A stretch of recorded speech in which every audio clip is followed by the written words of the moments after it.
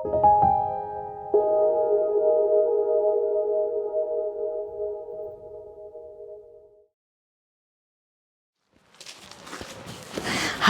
I'm Susannah Fellows, Chair of Bucks Art Weeks. I'm outside this fantastic house to meet 3 members and exhibitors who have something special in common.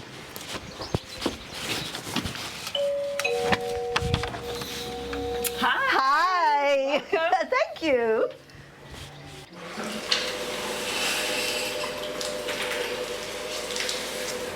Rosa, thank you very much for having us in your beautiful studio. We have Elaine Wells, Potter, Rosa Wiland-Holmes, and Peter White. Now, you're all members of Bucks Art Weeks. Yay! First of all, I'd like to ask, why ceramics? What brought you to ceramics, above all else? Elaine. We'd always done crafts in our house, knitting, sewing, crocheting, all that sort of thing. My father encouraged us and did it with us. But it was a television programme from the early 70s, The Craft of the Potter with Mick Casson. And it was many years later till I was able to sort of start it, but I'd always wanted to do ceramics. And then once you started doing it, you hooked. Rosa, what about you? Yes, so my dad was actually a sculptor, but he didn't pursue sort of the artist route. He had a normal sort of day job. But I think there was always sort of clay in our house, and he did jewelry and he wrote some books as well. So I think sort of being creative as well, growing up was really good. And I was never really that good in school, so I always pursued the sort of creative thing. And then I went into fashion, and I had a fashion clothes brand that was called Little Duckling, where I did children's clothes for 5 years, and I had my little children at the same time. And I thought it would be sort of easier to do something else. So I closed the company down and did a bit of freelance for other people.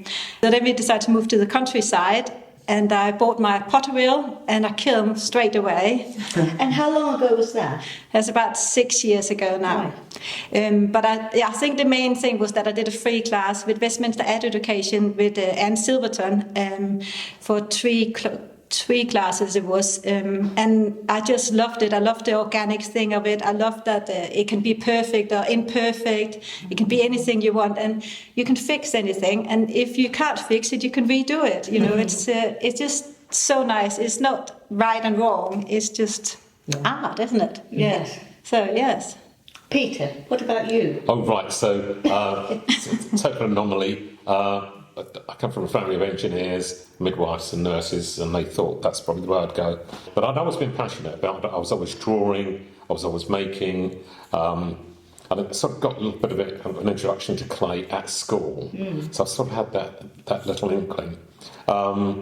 So when I left engineering, I started an engineering company, and we designed and prototyped children's toys. So I had the engineering side, but I had the passion for the creative. So my factory and my office, my design studio was always full of children's toys and things like that.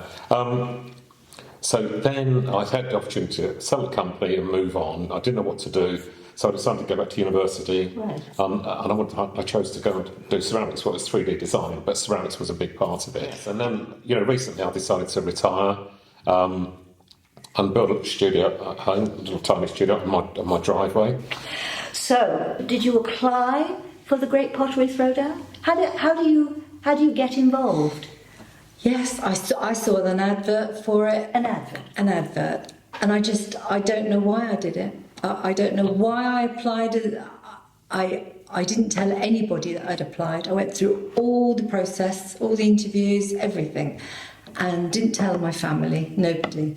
And I had to tell my husband in the end, because I'd actually got all the way through, and they offered me a place. How many kind of auditions were there? I think there was about four or five. Yeah, there's quite a lot, isn't it? There were quite a few auditions, yes. Yeah. And every time you went to an audition, there were people that dropped off the end and more moved up. Yes. It was very exciting and such fun. We go to London and all have throw together. We'd all throw in a big room. It was really fun. What about you, Rosa?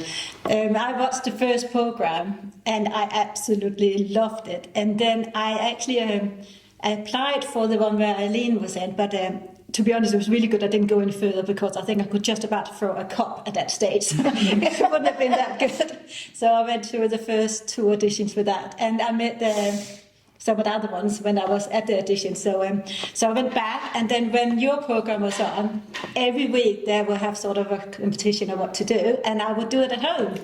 Excellent. So I have a fountain out in the garden that I did when they did the fountain, and so I sort of tried to copy everything, but of course like at home. So and I didn't do sort of the toilet and other things, but I sort of chose what I wanted to do. So when it came on again after the long break, I was really excited. So I actually got my friend.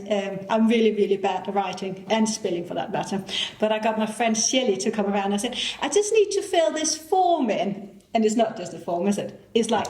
It's 20 pages. It's loads more. It's like 20 pages. He was like, we were sitting for hours filling this form in. And then every time I sort of get hooked back and I passed another, I was like, how did it go? Oh, I'm through this one as well.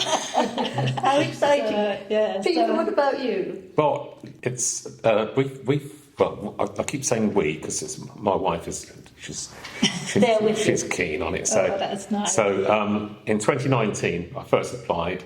I went through all the interviews mainly on by the phone because I didn't have a studio, didn't have anywhere to throw or anything like that.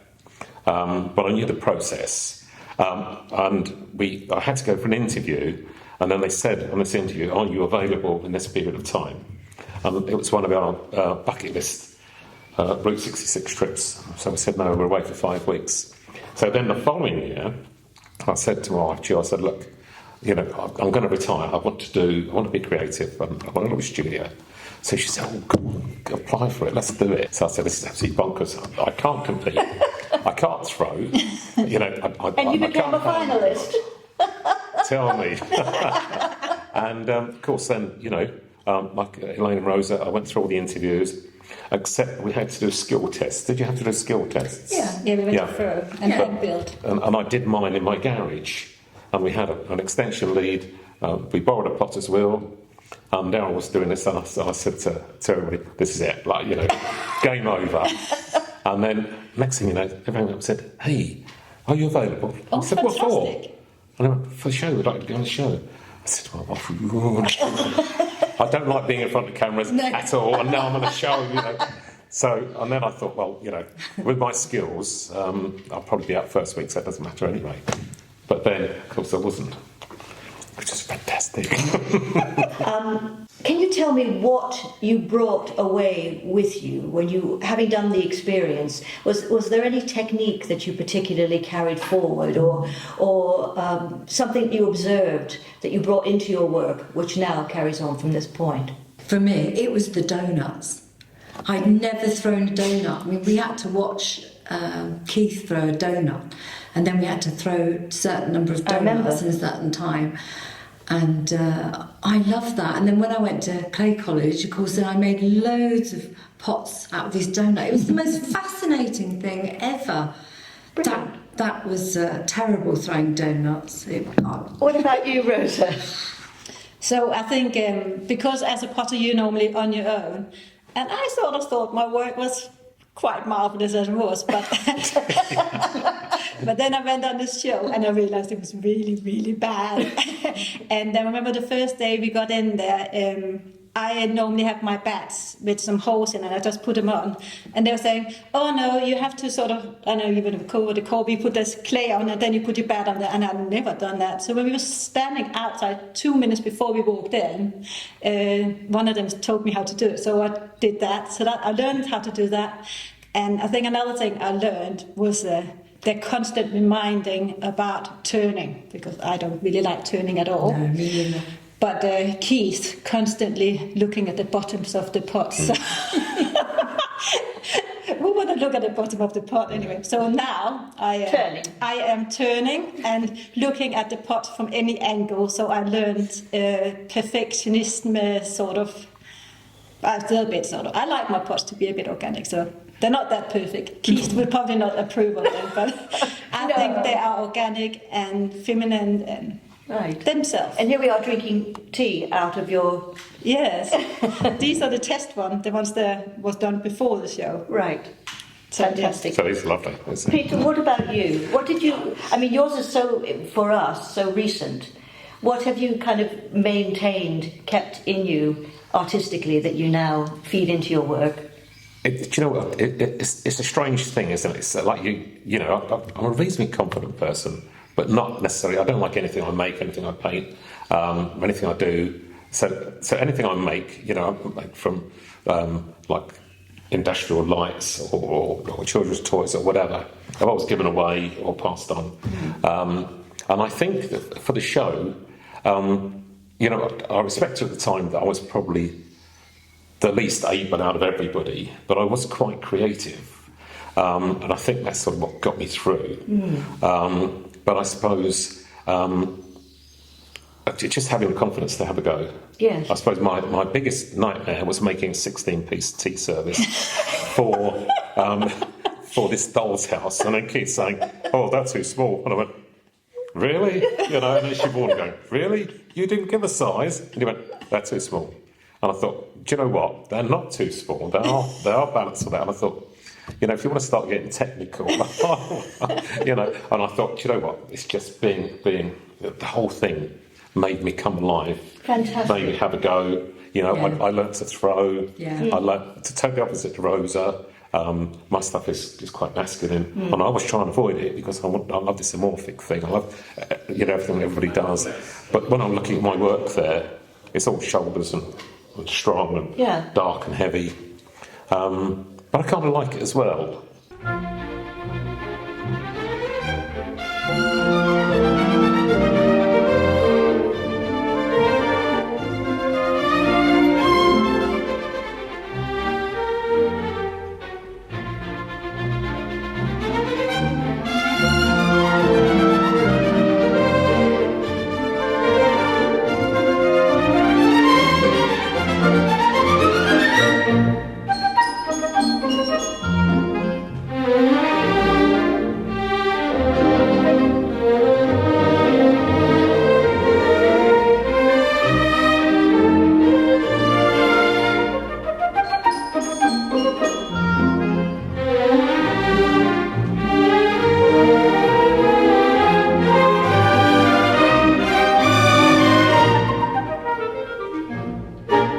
It may seem like a silly question, but what do you consider yourselves to be? Are you makers or artists, Elaine? I'm definitely a maker. Why? I take the clay, take a lump of clay, and something grows out of it. I don't do the sketching and the sort of research. I just want to feel the clay and find something grows out of it. I'm a maker. Interesting. Rosa? I see myself as an artist. I think what it is that when I make something, I want to tell a story with it. So when I started up, I think everybody does sort of a cup, and I do a bowl, and I do a jug. But I never really found the satisfaction in doing that. I think what I want to do is, like when I do my female shape, I see sort of ladies standing talking together, or I see the water swirling up on the stones in the beach, and I want to tell that story in a contest. I love lining up the pots and seeing them communicate together as a picture or a sculpture. So that's how I see it. I never make, they're similar, but they're of course never the same. But I don't mind they're wobbly, and I don't mind the necks are not straight, because they're little people and they tell their little story themselves. Yes. And I'm not perfect, and my pots are not perfect, and it's okay. Yeah, We are all it's lovely human. as we are, so it's okay with me. Peter, what about you? I'm an artist because I've spent my life being labelled as a maker or a designer, or done everything for everybody else accurately.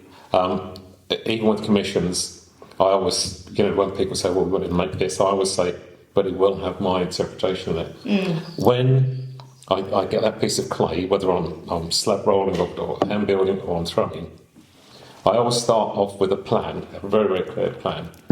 But the great thing about clay is that I have the opportunity to change it. Right.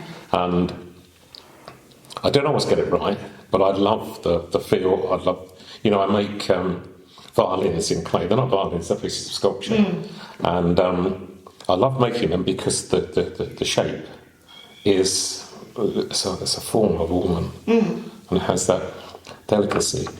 But I change it as I go along. I'll cut holes in it and change it. But sort of doing a cubist style or Fantastic. add something. Yes. Yes. And then people say, "What's a funny violin?" And I go, "Well, it's not a violin. That's why it's a piece of clay." I get that. This is fantastic. Thank you so much for allowing us to come, Rosa, into your studio, and for being able to bring you together. It's been so exhilarating for me, and I think will be of enormous interest to the rest of the membership. So thank you very much.